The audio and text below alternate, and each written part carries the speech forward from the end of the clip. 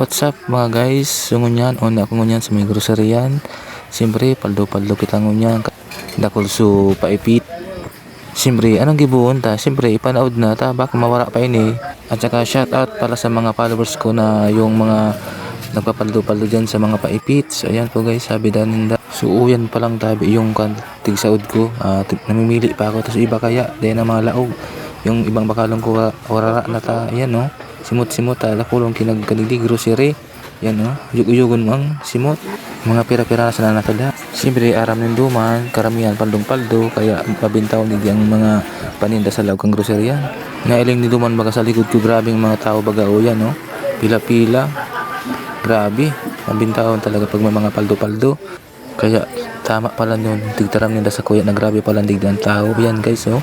Diyan pala ako guys nag-grocery sa Raisan General Merchandise. Digdi lang po yan samaan nito Albays. Ayan na grabing init. Ayan po. So tigsaod ko. Yan o. Padlong-paldo sa mga paipit. So naalam yung duman sa likod ko. Grabing mga nag-aarabot na mga tao.